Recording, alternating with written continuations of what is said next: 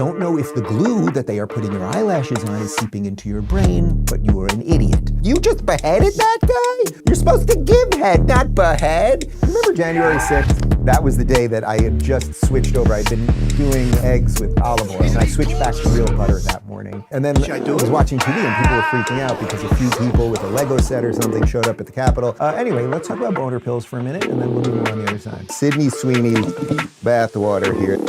Quick reminder, in case you weren't watching what we just showed you right then and there, daverubin.com/events if you want to join us in Australia. And yes, all the VIP meet and greets sold out immediately. We opened up, I think, another 50 at each show, so there's a couple left on each at each venue, Melbourne, Sydney, and Brisbane, and we are looking forward to seeing you guys late next week down under. Obviously, today we're going to start. It is the second anniversary of October 7th, which is a day that really, I think, changed the course of history in many ways and really has exposed so many things within the Western world. I would say mostly, will it stand up for itself in the face of horrific medieval barbarism? And I think that question is an open question. So we're going to do a little bit of that up top, and then we're going to connect this to all of the things happening in the country right now as it pertains to ICE and our lawless blue cities and some other stuff. But I was trying to figure out, how do we do the second anniversary of October 7th right? And, I didn't really want to show all the unbelievably horrific videos, right? They're all out there. You've seen them. Well, I should say they're not actually all out there. There is a 47-minute video that the Israeli army has kept. They keep the copy literally on a base that I did see when we were in Israel post October 7th. I didn't even realize when we were going there that morning, a little group that I was with, about 15 people. I didn't know that that's what we were doing that morning. And we got off at the base. We walked right in. I thought we were just visiting an army base or something, and then they just sit you down, they tell you what you're doing. So I don't know that you can really be emotionally prepared to see that sort of thing for 47 minutes. I mean, it's security footage, it's the Hamas guys, they were live streaming it, it's unimaginably evil, right? I mean, seeing the person be beheaded while a Hamas guy is smiling and laughing, like that wasn't even the worst. Watching children get killed. Okay. We've all seen all of that stuff, and it's 2 years post that, and I was trying to think, well, how do we do this properly? So I thought what we would do is we're going to show you two videos here, not about the carnage, but about the fight for the West. And I think who better to explain that in light of the last couple of weeks than Charlie Kirk himself. So a few months back, Charlie was doing a debate at Cambridge University across the pond, and he got into an argument, a conversation with a student about Israel and Hamas. Charlie Kirk. Let me ask you, in the conflict of Israel versus Hamas, who's the good guy? I believe both Hamas and the Israeli government are evil, but I think also that there is no justification. Are they equally? There is no justification for the murder and mutilation of thousands of innocent people and children in a futile...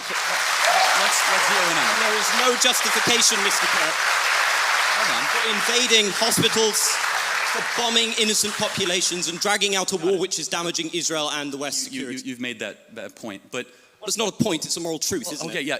It was also a moral truth that the war started because 1,300 Jews were killed and 200 were taken hostage. And when you declare war on Israel, expect a firestorm in reaction. Let me finish, I let you talk. Israel, at its holiest day of the calendar year besides Yom Kippur and Rosh Hashanah, Samat Torah, the 50-year anniversary of the Six-Day War.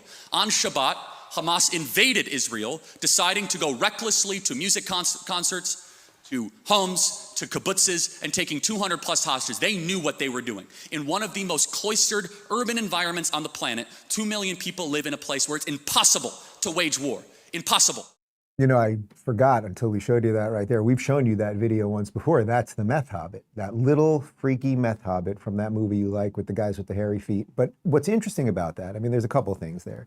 First off, you almost never see Charlie with that kind of righteous indignation. Can you think of another video? Off the top of my head, I can't actually think of Charlie showing that much direct passion and sort of anger at the moral ambiguity of that kid.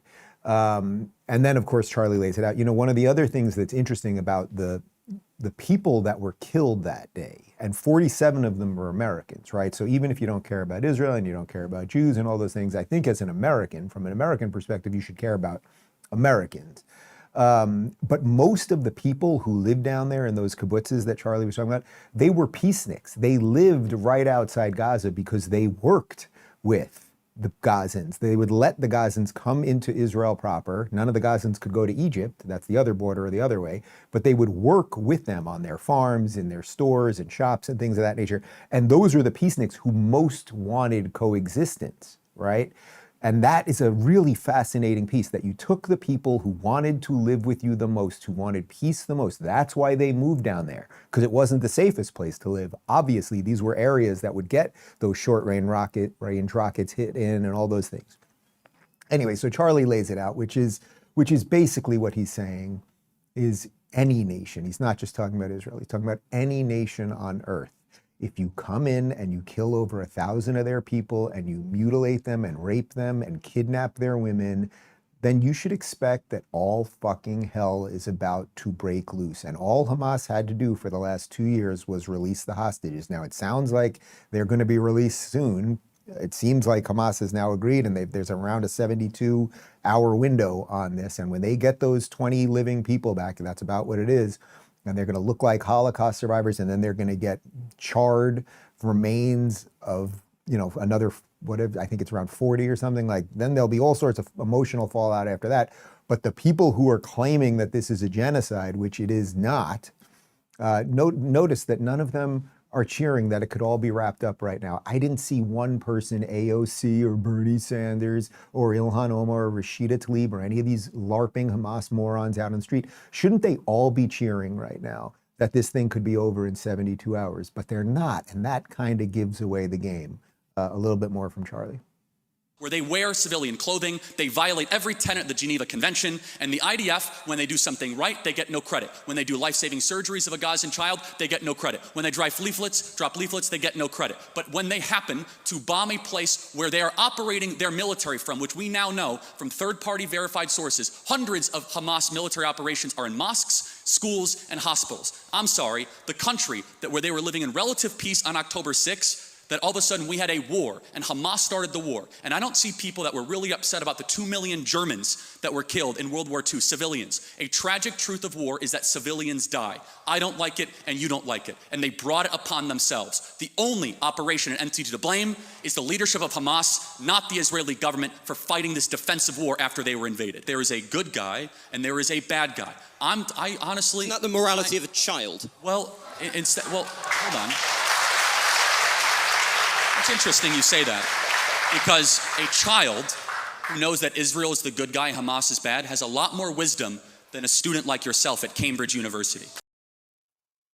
Man, there are so many reasons that the Western world will miss Charlie Kirk, and the hole that he left, I don't know that it can ever quite be filled. It is also worth noting that, as Charlie correctly pointed out, on October 6th, there was no apartheid. There was not one Jew that lived in Gaza. They didn't want to conquer it or anything else.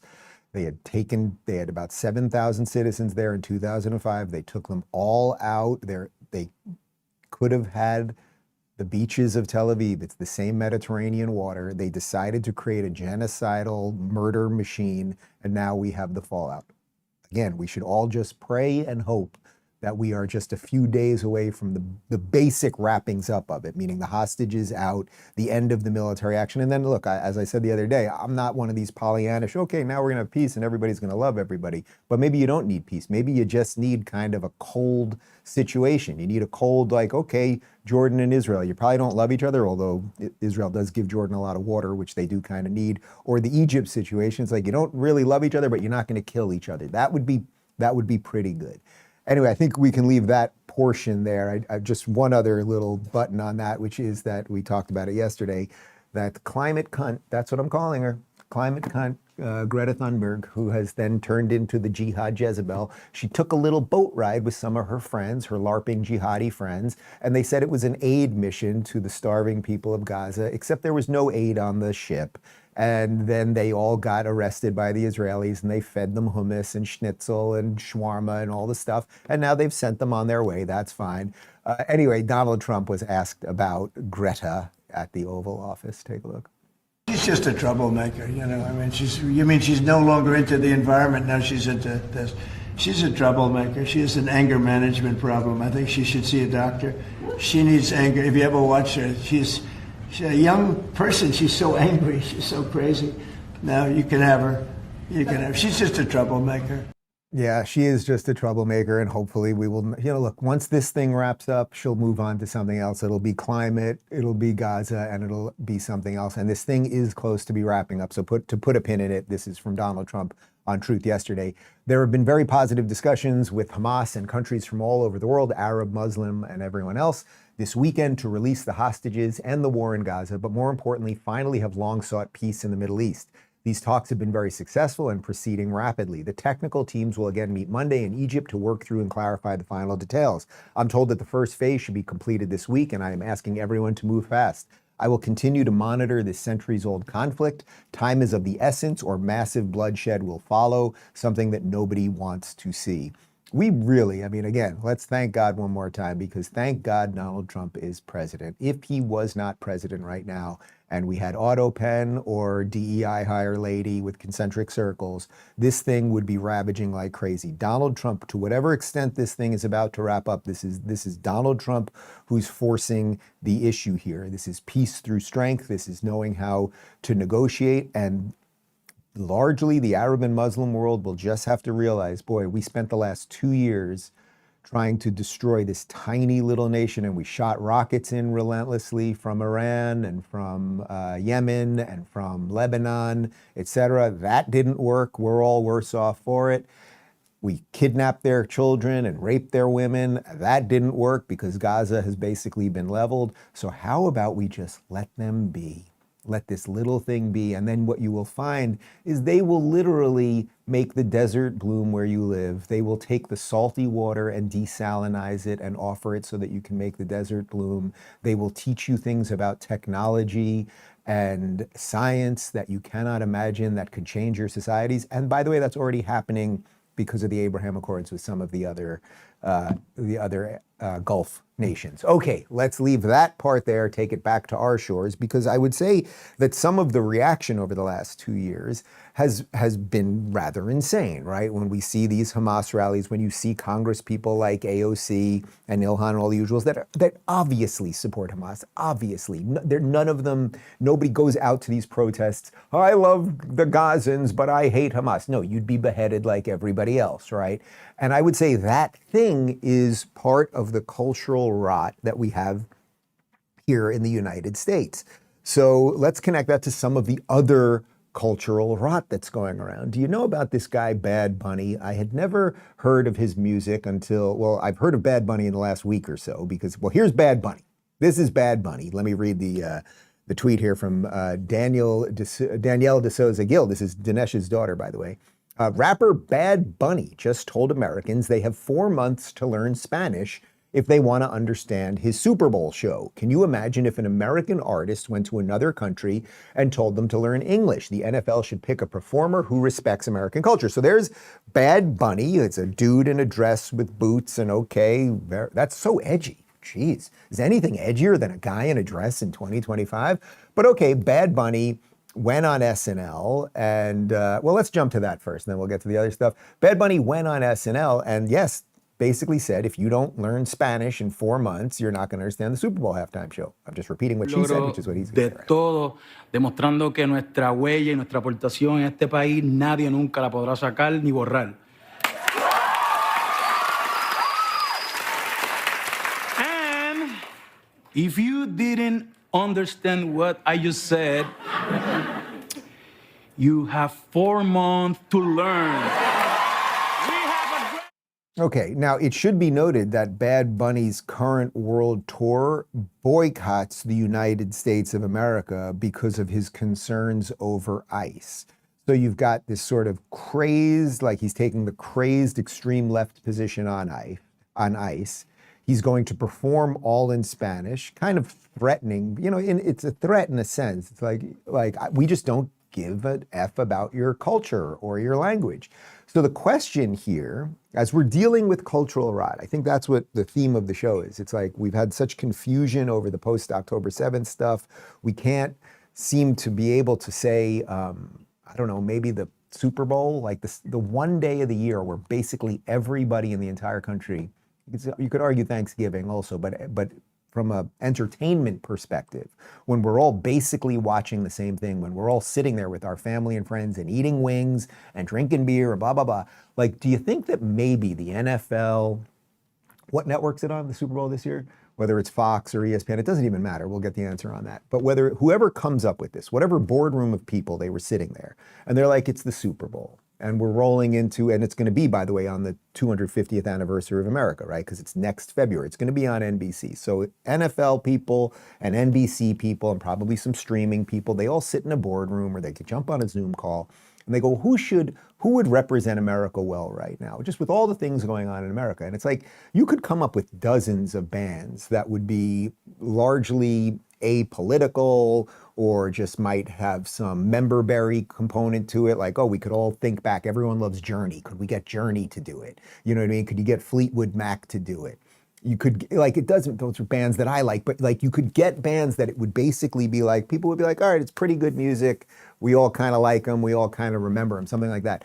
But instead, a giant corporation, the NFL, and a giant network, NBC, said, okay, we're going to get in this hyper political guy on the 250th anniversary of America, a guy who doesn't really speak English, who sings, my team told me, sings exclusively in Spanish. Can you call it even singing? Whatever that is. It's not, I don't call that singing, but like sings in Spanish, wears a dress. Like, you are purposely poking the bear as much as possible. He has every right to have what his opinions are. He has every right to speak whatever language he wants. But is this what the country needs? And why do we, from a corporate perspective, why do they keep pushing this stuff on us? That's the question that I would ask. Now let's jump over to The View. Speaking of why do the corporations push things on us, here is Joy Behar, and she's very concerned that they're going to use the Super Bowl as an excuse to grab the brown people. You're always funny too, Whoopi. You know, one thing I thought of, though, you know, Kristi Noem, the one who killed the dog. Cricket. She killed Cricket, yeah. Puppy. Who does that? Who shoots a puppy? Only her. Anyway, she's threatening to go to the Super Bowl when Bad Bunny is there and round up all these people that are illegal immigrants. Do you think that she would go if it was Garth Brooks or Eminem or Taylor Swift or any other white person? Let me understand what you're saying, because she's going to go to the Super Bowl and round up. How's she going to know who's who? Because the Supreme Court has given permission to question anyone who has a Spanish accent, who has a dark skin. Yeah. So here's That's why. Here's the thing. Everybody, get a little cocoa butter, sit in the sun. That's the first thing. and this is the only time you can probably ever do this, give yourself a Latin accent. You know, Whoopi, that is such a good idea. And see if she can tell who's who. During the Nazi occupation, there was one country, I believe it was Denmark or Norway, one of those, where everybody put the Jewish star on. Yeah. And they didn't know who was Jewish and who was not. So what you're saying is... Okay. Now, we should tell you, when we were doing the run-through of the show this morning, I said it would be a good idea if I put on some cocoa butter and did the rest of the show in a Spanish accent. The team apparently wants jobs, and they didn't think that was a great idea.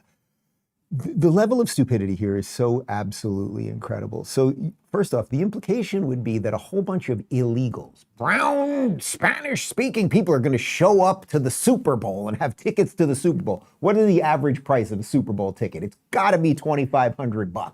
I'm going to guess that there are not a lot of illegal Trende Awagwa MS-13 people showing up at the Super Bowl. It's just 66, what?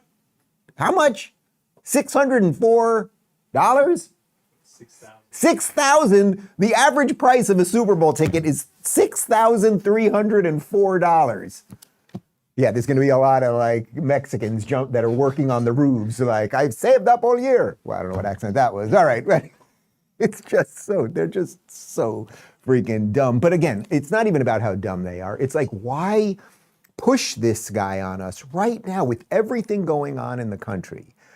Why push this nonsense? Why purposely make a day that should bring us all together? To me, there's 2 days that can bring everybody together in the calendar, and it's the Super Bowl and it's Thanksgiving from an American perspective. But this is the day we're all watching the same thing together. So you could do something, and I get it. They always make it somewhat political. Someone's boob, whose boob flopped out? It was Janet Jackson. That happened. The wardrobe malfunction. There's always something. But why go out of your way to do it? That really is the question. Donald Trump was asked what he thought of Bad Bunny. I never heard of him. I don't know who he is. I don't know why they're doing it. It's like crazy. And then they blame it on some promoter that they hired to pick up entertainment. I think it's absolutely ridiculous. And yeah, it is absolutely ridiculous. So congratulations, NBC. We now have to have 5 months of discussions around this, and congratulations to the NFL. You could have taken Frankie Valli, 91 years old. I would have given a call. I would have put a call in. Could have done here. Let's just come up with some bands that would be nice. So Frankie Valli, that might be pushing it. But Journey, I think, would be a good one. Nobody doesn't like Journey. Fleetwood Mac. Who doesn't like Fleetwood Mac? Give me some others. Foreigner. That would be pretty good. But I'm going very 80s style. Who? ABBA. Yeah, ABBA. They could come back. Or you do the robot ABBA. Who do you like? Give me somebody that you like. That's you like that crap. You like Drake. Okay, Drake would be, it's not my thing, but whatever. Drake's all right. What do you like? You like, no, give me a musician that you like that would work for the Super Bowl and not tear us all apart. Fleetwood Mac's great. I said Fleetwood Mac. I want somebody, all right, the point, what?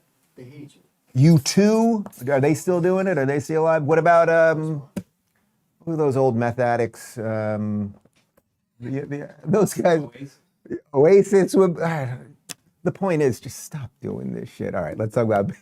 All right, we're going to come up with a better list. That was really pathetic, guys.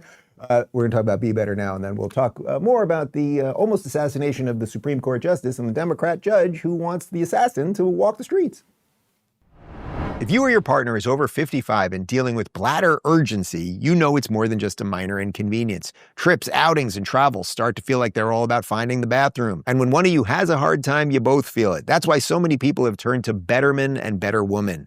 These are clinically tested formulas trusted by thousands for more than 25 years. They help reduce urgency, cut down frequent trips, and support deeper, more restful sleep. All natural with no known side effects. They also give you something just as important: more confidence, more control, and more freedom to enjoy life together. Get them at BeBetterNow.com. That's BeBetterNow.com. And for our listeners, you'll get 10% off your first order with code Rubin10. Live fully with confidence and control. All right, first off, as host of this show and CEO of the production company, I want to apologize for my staff's music picks. But how about this? I just searched 10 yacht rock bands. Like, how about just yacht rock? Wouldn't that be pleasant? Steely Dan, the Doobie Brothers, Toto, Hall & Oates, Little River Band, Crosby, Stills and Nash, Ambrosia, Steve Miller Band, first concert I ever went to, probably in 1988. Looking Glass, Air Supply, America Styx, Boston. There's so many things that, whether you love that type of music or not, that everyone would know. All right, fine. Have your Bad Bunny and your Psycho Bunny. Fine, Connor, fine.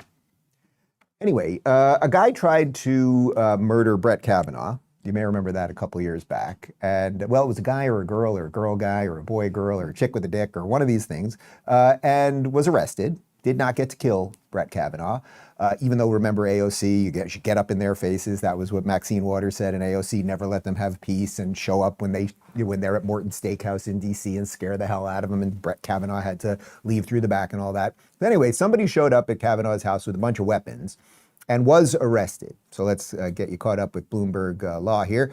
The person arrested near Justice Brett Kavanaugh's home with weapons following the leaked Supreme Court abortion ruling was sentenced to just over 8 years in a prison for trying to kill a justice. Now, you might say, okay, they showed up with weapons. Now, you remember when the abortion thing got leaked before the actual decision came out, before it was supposed to come out, in essence.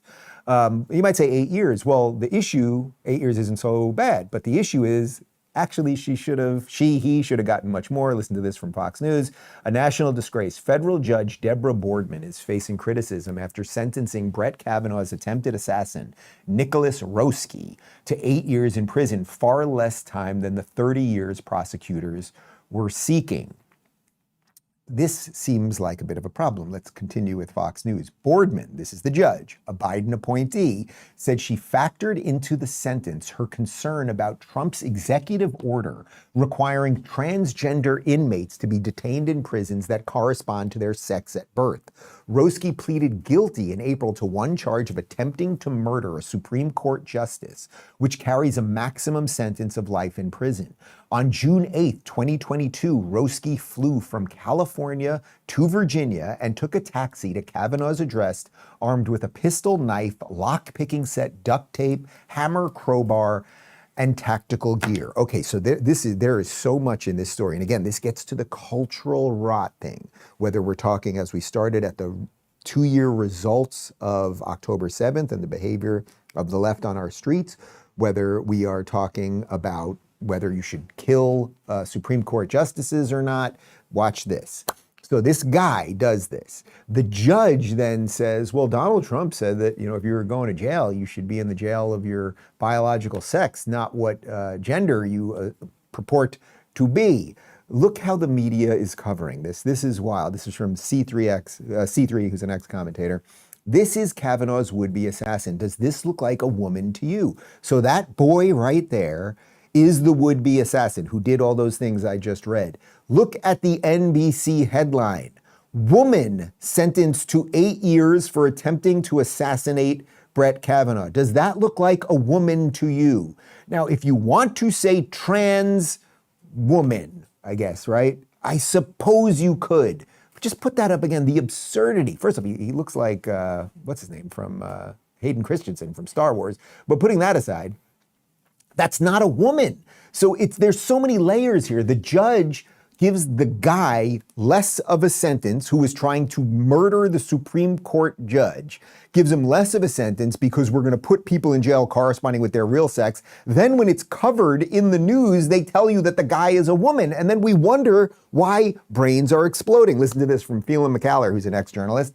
The New York Times lies and says Kavanaugh's assassin is a female. He is a man now claiming to be a woman, and the New York Times goes along with the criminal lies. And there you look at that headline.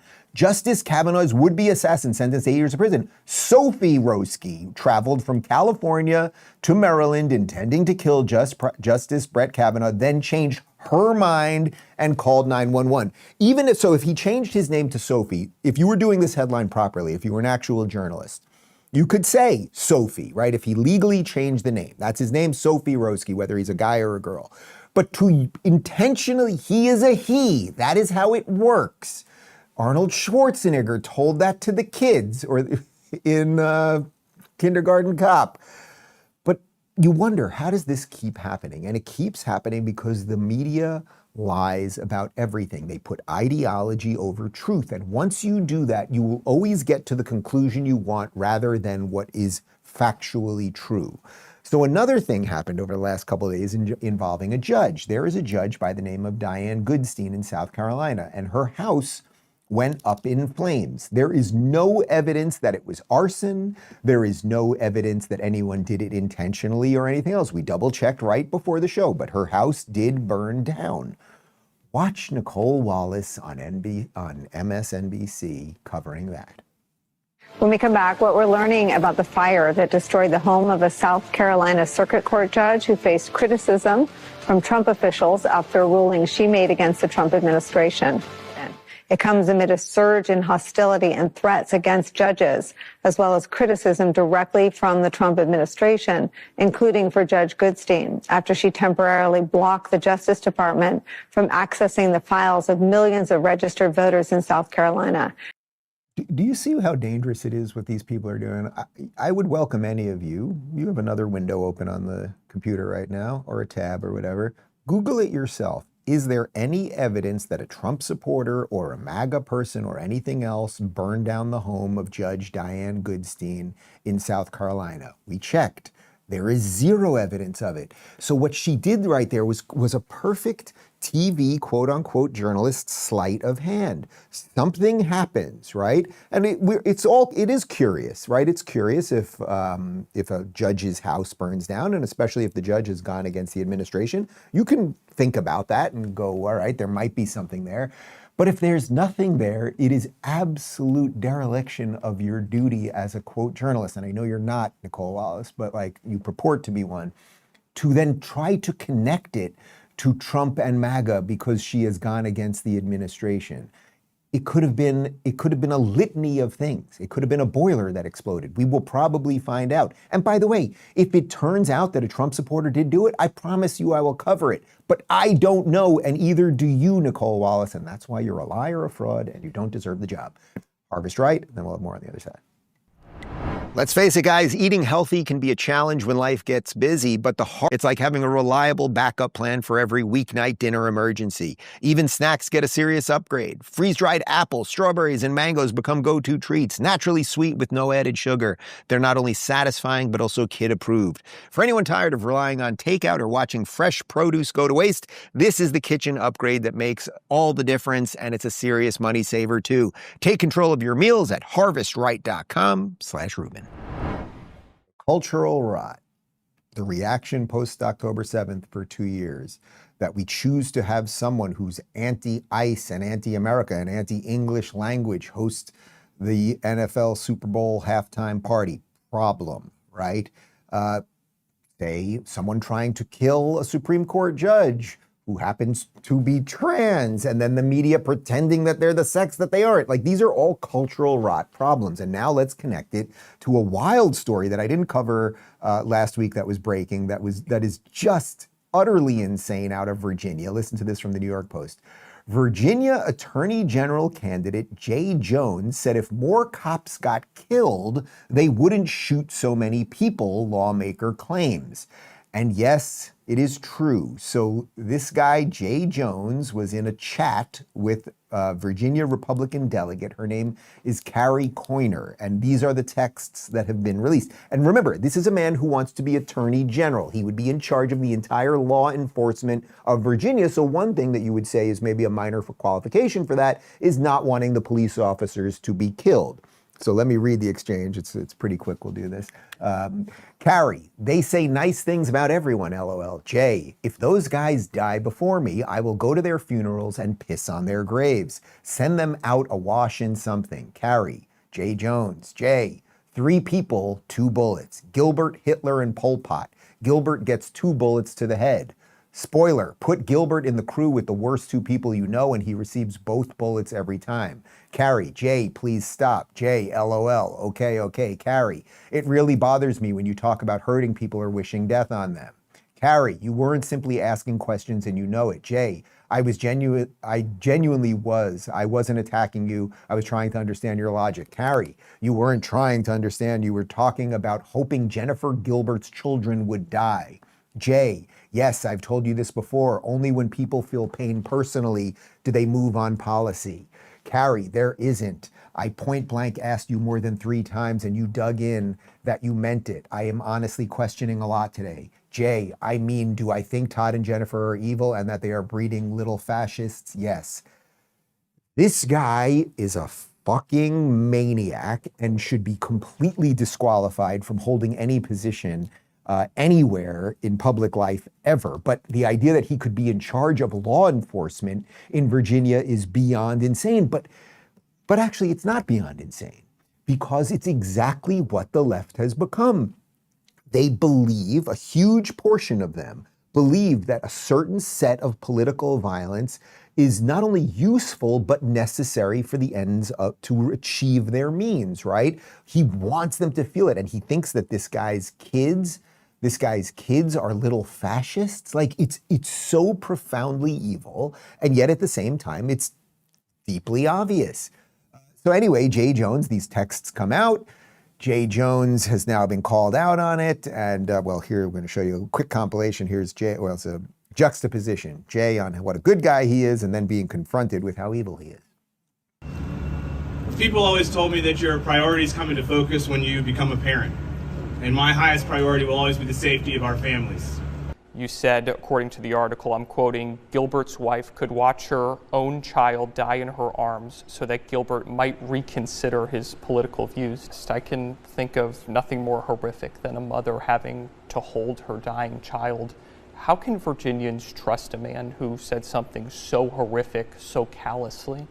Well, again, I am so deeply, deeply sorry for what I said, and I wish that it hadn't happened, and I would take it back if I could. What do you mean you wish it didn't happen and you would take it back if you had? You said it, and it's completely congruent with what much of the left believes at this point. What you said was, if he felt the pain, meaning felt the pain of the dead kids, maybe he would change his policies, because you people put ideology over everything.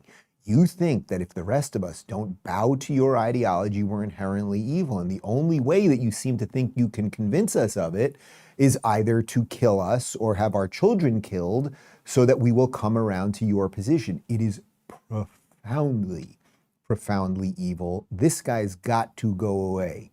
Like, he has just got to disappear from public life.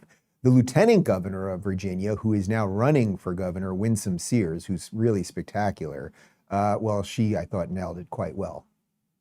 The calls for hate and violence are coming from the mouths of the Democrat Party's leaders.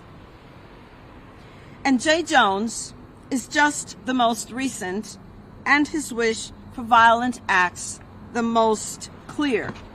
So if you can't solve a problem, you can't name it, but I will. And here and now, the leadership of the Democrat Party has become consumed with hate.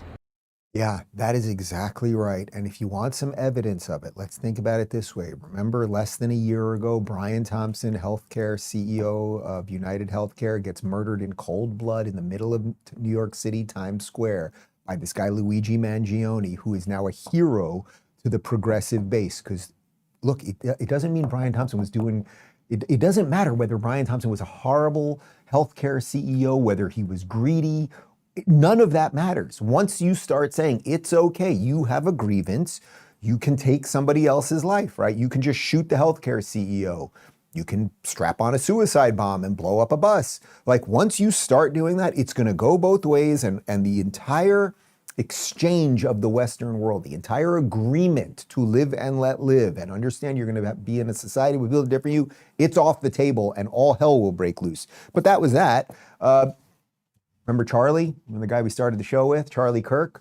Well, there were people out there that thought Charlie was radically anti-trans. A movement had existed that had broken children's brains for so long that some young kid who otherwise was a perfectly normal kid, apparently a year before, what's his name, Tyler Robinson, and then starts dating this trans kid. Well, he then murdered Charlie Kirk, thinking he was doing the right thing. So when this guy, Jay Jones, is like, well, if only his kids would be killed, then he would come around. It's the exact same thing. Luigi Mangione killed Brian Thompson because he thought, well, he's a bad dude and I want people to understand my plight. Why did Tyler Robinson kill Charlie Kirk? He's a bad dude and I want people to understand my plight. Why did Jay Jones say that he would want this guy's kids to be killed? Well, he's a bad dude and I want them to understand my plight. It's deeply, deeply evil. And as everyone knows at this point, there are no adults. I'm sorry, there are no adults, and I mean none, in the Democrat Party anymore. Bill Maher and John Fetterman aside, and they're not even in the Democrat Party. They're hanging loosely, whatever. That's it. There's nobody else left. And then what happens? It starts actually destroying our cities, which are mostly where most of the Democrats live. We'll have more on that in Chicago specifically in just a second. First, CB Distillery. You know those nights when you just can't sleep and the next day you're exhausted and everything feels harder than it should? That's where CBD from CB Distillery can make a real difference. But it's not just about sleep. CB Distillery has solutions that work with your body to help ease stress, support recovery after exercise, and even improve mood and focus. And the best part, it's all made with the highest quality ingredients. No fillers, just premium CBD. Imagine waking up rested or getting through your day without those nagging aches and pains. That's the real win, and it's why over 2 million people trust CB Distillery. So if you're ready for better sleep, less stress, and to feel good in your own skin again, try CBD from CB Distillery. And right now you can save 25% off your entire purchase. Just visit cbdistillery.com and use promo code Rubin. That's cbdistillery.com, promo code Rubin. All right, so we get confused about whether the terrorists and the people who kill children and rip grandmothers out of their beds, whether they're the good guys. We have halftime shows written or performed by people who don't seem to like America and don't like English and hate our law enforcement and all that. We have a media that lies about the gender of someone who wanted to kill the Supreme Court justice. We have people who want to be attorney generals who, if only their opponents' children could be killed, then things would somehow magically be better. And then we also have Democrats running cities which allow for criminality. And then when the federal government comes in and cleans them up, people freak out. So before we get to Chicago, here is Karoline Leavitt, White House spokesperson, talking about why the National Guard is still in D.C., which, by the way, D.C. right now, no crime. Basically zero crime. Again, Google it. Do people still use Google? What do people use these days? Go it yourself. But here's Karoline Leavitt on what's going on in D.C. right now. Can you provide the justification for the White House here in Washington, D.C., why the National Guard members continue to be out on the streets? Because Washington, D.C. has invited the National Guard here. Why? Because the mayor is doing the right thing, unlike mayors in other cities like Portland, as Caitlin and others have pointed out, who refuse to see that there are positive results from when local law enforcement works with federal law enforcement to do the right thing on behalf of their citizens. And the National Guard is still here because the president and the mayor agree that it's a good thing for the city, just like you're seeing in Memphis. It's a shame that we see in some cities across the country that their mayors are just simply refusing to cooperate because they don't like Donald Trump. And that's what this boils down to. And I don't think any American would disagree that Chicago needs more law enforcement reinforcements, that they need more resources.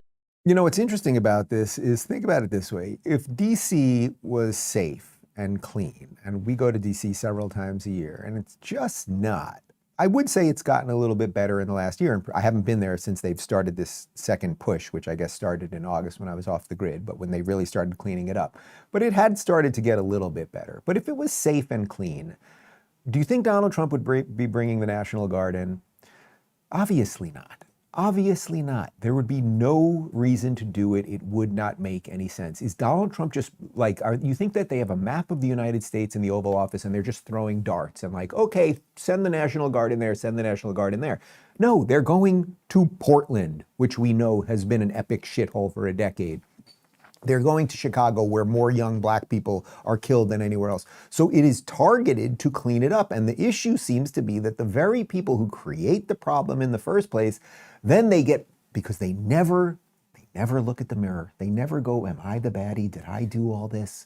They never do it. What they do is they double down on their BS. So the actual racist, buffoonish mayor of Chicago, Brandon Johnson, he is fighting tooth and nail to keep his cities in as much mayhem as possible. Take a look. Black, brown, white, Asian, young, old, north side, west side, south side, we must all pull aside our differences and defend one another, because if we allow this to continue to be unchecked, by the time we realize what's happening, it'll be too late. And this executive order is a step towards accountability and is calling for the basic rule of law. In the coming days and weeks, we may be pushed, if not forced, to take even more dramatic action if this administration continues to escalate and provoke our people. For now, let me just say that we are unequivocally going to continue to reject the military occupation of our city. The Trump administration must end the war on Chicago. I've also said for the last couple of years that the extreme right in this country refused to accept the results of the Civil War. They have repeatedly called for a rematch. But in the coming weeks, we will use this opportunity to build greater resistance. You know, guys, I'm pretty well versed in the internet and culture and what's going on here. I have never heard anyone call for a rematch of the Civil War like it's a video game. Like, you know what I mean? You beat me by 2 points. I'm going to hit reset on this thing and we're going to rematch it right now. And you can't look at the stats because I hit reset before you got to review. It's just so, I also love the way they need identity. Black, brown, white, chicks, dudes, chicks with dicks, dudes with vaginas, everybody, they're coming for us all. It's just drivel. All they are doing is trying to clean up the mess you created. As we covered yesterday, 5 young black people were murdered in Chicago this weekend. Another 25 were shot. What are you doing about it, Brandon Johnson? You're a young black man yourself who seemingly really cares about that. I care about all these people regardless of their skin color. You're doing nothing, and you're upset that someone is coming in and actually doing anything. The occupation of your city. What he's, to connect this to the October 7th thing, well, okay, so when are you going to send out your suicide bombers to stop the occupation? Like, actually, by everything else we've covered today, probably not that long till you do that. The governor of Illinois is J.B. Pritzker, and he also is just endlessly ratcheting up the rhetoric because he's getting ready to run for president in a couple years. Then the Trump invasion began. Since ICE and CBP announced their operations on September 8th, our people have been subjected to violence, intimidation, and harassment. They have struck fear in our communities, including notably fear in the hearts of U.S. citizens. Trump and the thuggery that his agents have brought has actively made us less safe.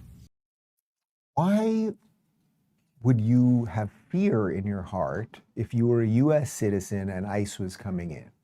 Why would you have fear in your heart? They're not looking for you. They're looking for people who are here illegally. That's all. And often those illegal people are involved in other crimes, sometimes raping people, sometimes kidnapping people, sometimes child trafficking, and a series of other things. Now, of course, they always want to make everything have a racial component as well. And it's just absurd. Again, all Trump's doing is cleaning up the mess that you guys created. Here is Stephen Miller, a man who does not mince words, on J.B. Pritzker. President Trump was elected on a mandate to turn that invasion back, to send those illegals home. And Governor Pritzker is providing aid and comfort to the riotous mob that is physically assaulting, obstructing, impeding, and attacking ICE officers. And his latest act, declaring that there are no-go zones where federal law enforcement is not permitted, is truly an act of insurrection against the federal government. For those of you listening on the audio podcast, the video that they were showing while Miller was talking is masked lunatics throwing gas bombs, throwing rocks at cars, and just creating mayhem. Why is that allowed? Why does J.B. Pritzker not care about that? As a matter of fact, J.B. Pritzker, how about this? How about you try this for one day and let's see. I'm always giving these people advice. They never take it, but I'll give you advice for one day to see if we can get out of this descent to hell we seem to be on together. How about you say, you know what? Starting tomorrow for 3 days, Donald Trump, we know he's sending in his ICE people. They're very mean and they wear masks. I like my mask people. We don't like those mask people. But they're mean. They are coming. It is true. There's not much we can do about it. So how about if you are an illegal and you are here, it actually is true that you're not really supposed to be here. So how about you just give yourself up, because it's causing mayhem on our streets for our legal citizens. So if you just give yourself up and you'll be dealt with, and you're probably going to have to go. That is kind of unfortunate. We like you a lot and we need you for the voting rolls and all that stuff. But we don't want the mayhem on our streets. We don't want the fighting and everything else. But he can't do that. He won't do that because he wants the voters. They want the sanctuary cities. I would argue they actually want the mayhem. They want the fight with Trump. And that really is what the problem is. But again, if you're J.B. Pritzker, who do you seem to care about more? Does anything that J.B. Pritzker says sound like it's something that is positive for the law-abiding, decent citizen of Chicago or Illinois? Or is it all in protection of people that shouldn't be here? I think the answer is fairly obvious. Here's Stephen Miller, a bit more on the profiling of brown people. Is it the case that, as Pritzker frames it, you are profiling brown people, that this immigration crackdown is designed to go after people of color? It's such a, oh, what a dumb question. The illegal aliens who are here are taking jobs away from blacks, they're taking jobs away from whites, they're taking jobs away from Latinos. They're taking their health benefits away. They're taking their school slots away. And, of course, in many cases, they're committing heinous crimes. We cannot have a system of law in this country that privileges illegal aliens over American citizens, and that's what they're doing. You know it, and I know it. So that's not exactly a no, Stephen. Can you just unequivocally I just state said, well, that the immigration I said it's a dumb question. Okay. Well, I appreciate that, but it's a dumb question. So no, this policy is not designed. I thought when I said it was a dumb question, it meant no. Well, I just want to be clear and precise. Oh, God, these people, look. It does. There are illegals here who are white, too, from all over the world that come from different places. The implication is they're not really looking for those people. They just want the brown ones. And by the way, it's not just that they want the brown illegals. They're going to somehow manage, as they will tell you on The View every day. They're just going to, if you're Latino, you spoke a little Spanish, ¿Dónde está la biblioteca? You're going to go. It's just drivel and nonsense. And at the end, regardless of whether you're a Democrat, a Republican, a chick with a dick, or a dude with a pussy, or any of those things, we either have laws or we don't. Democrats clearly don't. And again, they are just focused on giving people who are not citizens the benefits that they then shutter off for people who are citizens. So that's what the government shutdown fight is. You know, it's funny. We were doing the run through this morning, and we were all kind of like, so the government's still shut down? Does anyone care? I don't think anyone. I think the Democrats have so screwed themselves. Nobody cares. The government is shut down right now, whatever that means. Nobody cares. Here's Donald Trump on Truth. Democrats have shut down the United States government right in the midst of one of the most successful economies, including a record stock market that our country has ever had. This has sadly affected so many programs, services, and other elements of society that Americans rely on, and it should not have happened. I'm happy to work with Democrats on their failed healthcare policies or anything else, but first they must allow for the government to reopen. In fact, they should open our government tonight. Again, I get it that there are people that are furloughed right now and they're all going to get their money back at the end, which is kind of unfortunate. But is anyone being affected in any way right now? I would love to see it in the comments. Let's look in locals. We'll look in the YouTube comments, Rumble. What is this bothering any of you? Let these people all go home and go away and get off our life and stop taking our tax dollars. Anyway, what the shutdown seems to basically be about is that Democrats want to keep illegals getting free health care, and we've all just had about enough of that. Here is Speaker Mike Johnson. 4 million illegal aliens were receiving Medicaid benefits that were intended only for U.S. citizens that met the categories I just described. They were gaming the system. They were cheating the system. And what that means is that less resources were available for the people, the Americans who actually needed it most. So we did the common sense thing, the right thing, the just thing, and we put it in the law, and the president signed that, gladly signed it into law. They want to repeal it. They want to give those resources back to illegal aliens. That's exactly what that highlighted language means. You might be going, oh, come on, that can't be true. Could this really be all about the Democrats are going to spend whatever capital they have on getting health care for illegals? Is that what this is really all about? Well, yeah, it is. So here is Ro Khanna. And before I will critique Ro a bit, Ro is basically the only Democrat who will talk to me. So I will give him some credit for that. What I won't give him credit for is every time we have him on the show, I think his ideas are basically wrong all the time, but I will give him credit for engaging. That is an important part, and I don't mean that to be glib or anything else. He's engaging whether his ideas are right or wrong, and people can make a decision when we have a conversation about illegal health care or about affirmative action, which we got into a debate about affirmative action, and I asked him if he wanted his own children who happened to be Indian American to be discriminated against, and he basically said yes. You can all make your decisions on that. He does engage with me, and I think that that is important. Here he is on the All In podcast, admitting that illegals would be getting free health care under the Democrat spending plan.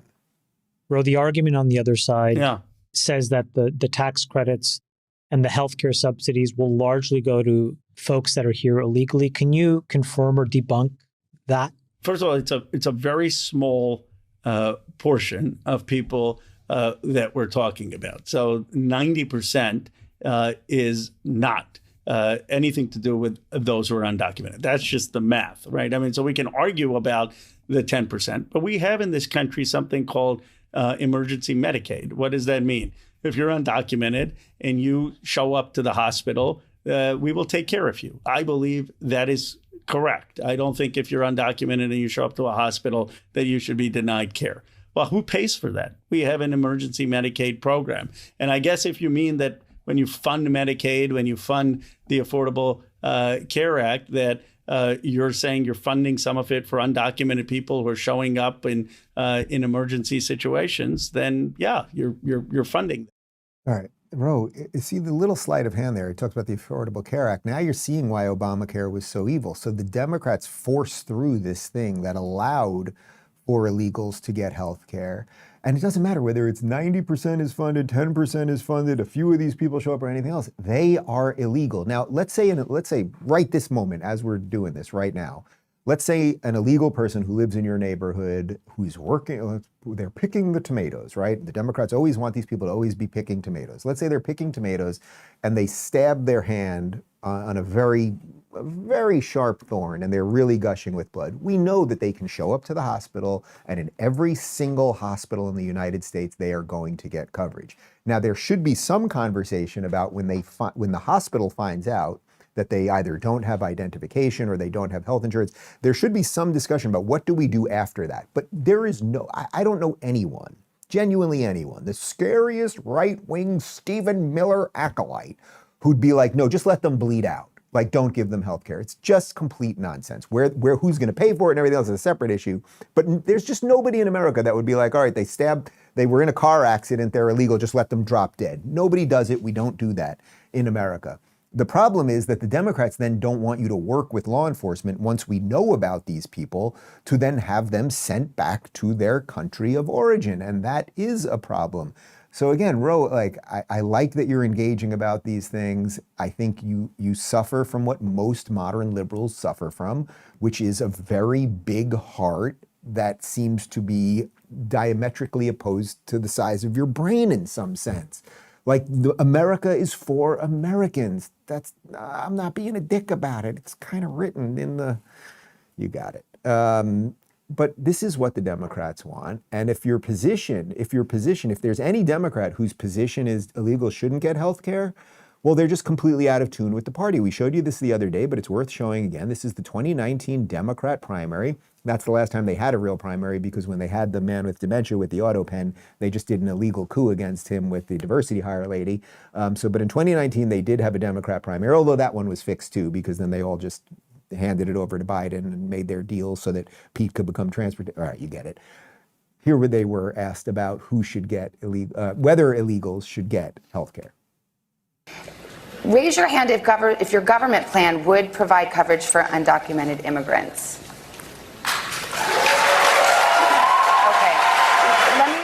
So look, that should have been disqualifying right there, but it's just what the Democrats are. Every single one of them. There wasn't one of them up there. Who would be the most moderate person up there, really?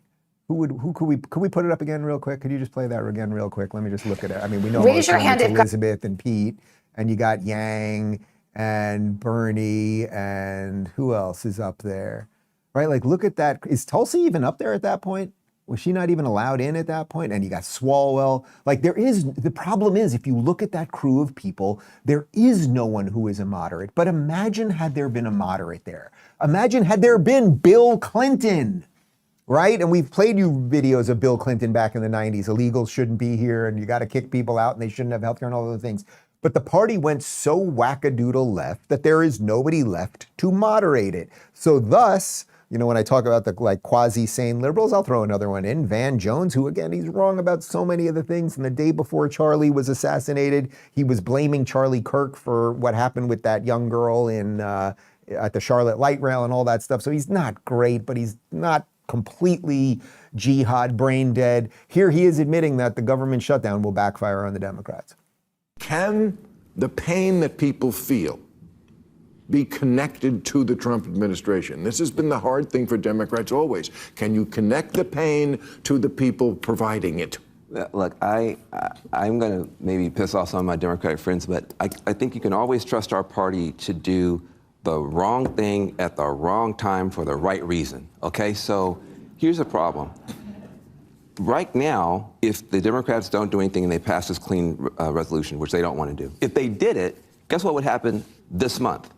Premiums would start going through the roof this month. By the time you get to the end of November, you would have Americans marching in the streets saying, I can't pay 150% more for my insurance premiums. What the heck is going on? Instead, We decided to not let that happen and shut the entire government down. So now people are going to be mad about the post office and 100 other things that Republicans can then blame on us. So I'm like, I get it. The base is upset. The base wants us to do something. Please do something, do anything. But the something probably shouldn't be throwing a bunch of people out of work in the federal government and crushing America's government's ability to function right before the pain was about to start. So that's my concern. There's so much confusion there, because even as I'm trying to give the guy credit, you can see why he doesn't deserve that much credit. They do the wrong thing at the wrong time for the right reason. What he's saying is the right reason. The reason that he's talking about is that illegals should get health care.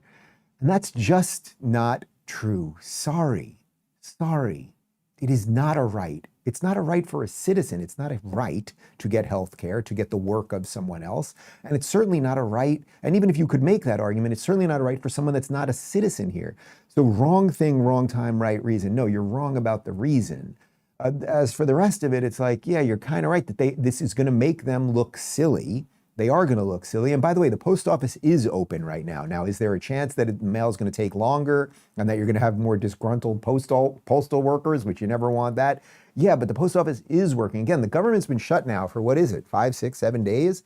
And things are basically working. So I think the longer they drag this out, more and more people are going to go, well, whatever it was that the government's doing probably could be privatized. And that probably is true. But what does all of this add up to? A radical party and a radical cultural apparatus that has gotten so many things wrong that we are on the verge right now of handing away the once greatest city in the world. And yes, I am talking about New York City, which is about to become a communist crap hole. The one guy who can stop it is a man who was governor of New York, and during COVID, he sent a lot of old people with COVID back into old age homes, and everyone died. And generally, one of the things that you want to do as a politician is not kill old people, because old people don't have that much to do besides having, like early dinner. So they do actually get out there and vote. Andrew Cuomo now went on The View yesterday, and he actually, despite all of his flaws, and again, I would put him in that little bucket of not completely insane Democrats, but he's just not great and really can't stand up for anything. Here he actually correctly lays out that there is a fight between Democrat Socialists and just, the average, I'm a Democrat. If current polling were to hold, Mamdani would win. But if it were to hold as it is, he would be the first mayor in recent memory to win without a majority, electing him in the electorate. Now, I'm hearing from a lot of people who are worried that a self-described democratic socialist would be running the economic capital of the world, New York City. So I have to ask you, why are you losing to a democratic socialist? Yeah, because people don't understand. It is a very good question. And look, in the primary, there were 9 candidates. Nobody really understood who he was and what it means. Even today, it's confusing. He's a democratic socialist. I'm a Democrat. Well, what is the difference there? And it is night and day. What's really happening is there's a civil war within the Democratic Party going on. And the Democratic Party is looking for its identity. And there are 2 factions. You have the Democratic Socialists, and then you have the Democrats, right? I'm a Democrat. My father was a Democrat. I worked for Bill Clinton. He is a democratic socialist. He is not a Democrat, right? He called President Obama evil and a liar. He did not support Kamala Harris against Trump because she wasn't progressive enough. You could see why Cuomo is going to lose. Again, he's not awful, and his dad was a wonderful mayor, wonderful governor of New York, Mario Cuomo, who many people wanted to run for president. And I grew up in New York that everyone loved him. My family loved him. And that was when New York was flourishing in the 80s. But you could see he repeatedly says, well, I'm a Democrat. He's a Democrat socialist, but never explains what the problems are. What is the problem with socialism? How about lay it out? What do you stand for as a Democrat? But he can't say any of those things because he doesn't stand for much anymore. So New York is going that way, and the worst part of it, and this probably is the piece that will connect us to the top of the show on the 2nd anniversary of October 7th, is that he is not just going to usher in an era of communism, which is going to cause mass devastation of New York City and more people fleeing and all of those things. But he's got a little twinge of jihad in him too. Listen to this. This is former Muslim. His name is Ismail Yosef, talking about how Mamdani is practicing taqiyya. And taqiyya is a Quranic principle that basically says Muslims can lie to non-believers as long as ultimately they are advancing Islam. Go. So lying is not always a sin in Islam. Being deceptive is good. And again, Allah is khairul makirin, He is the great deceiver. So you're allowed to be deceptive. God is not just good, He's also bad. So, and that's what I believe is happening in New York. Really? So, You think you think Mamdani is practicing taqiyya? 1,000%. 1,000%. He's presenting the as Muslims are laughing at you guys. Like, this is the funniest thing. Like, dude, give it 50 more years, entire New York's gonna be Muslim, and then before you know, it's gonna be Sharia courts, and then like y'all are. It's like shooting yourself in the foot. Like I can't even believe. And like you see Europe, you look at Europe, it's happening right now, and then you're like, oh, let's just do it here in New York. Like it's like no, like you have to stop. Like obviously taqiyya is working, and they're doing an amazing job at it, and they're fooling everyone. Like, and all the Muslims are like so happy that's happening. Like this is the best thing that could happen in Islam, and he's gonna win because we're too stupid. Like no matter how many times ex-Muslims will say taqiyya is a real thing, they are lying to you. They will take over within 100 years. No one's going to listen because we just assume that our God is the same as their God. We just assume that their God will tell them not to lie, but their God tells them to lie. That's the difference. So you have to make a judgment call on that. And I think it's fairly obvious. So and by the way, it perfectly explains the red-green alliance, right? It explains the alliance of the Marxists and the Islamists. It explains why the Queers for Palestine never march in Palestine, right? Because they will be killed there, but the Islamists here are like, oh yeah, you fags, like, let's roll, we'll march together. That's what's happening. And it's going to happen in New York City. And if you live in New York City and you are saying, oh, I should have not said fags. It's a bundle of sticks. You bundles of sticks, you get the point. Thanks for watching, guys. Well, you know what? This all brings us back to this meme that I constantly show you. And this is where we are at in Western civilization. Hard times create strong men. Strong men create good times. Good times create weak men. This is where we are at now. We are between panels 3 and 4. Good times create weak men. Weak men who won't defend their women, weak men who won't defend their families, weak men who turn to the state for everything, weak men who will gladly be injected and stay at home. And then what do weak men do? They create hard times. Hard times are coming in New York City. And for everyone else in the West, for everyone else in the United States, let's just keep paying attention to this stuff and fighting. That is the only freaking way we are going to stop it. Post-game show in 30 seconds, RubinReport.locals.com.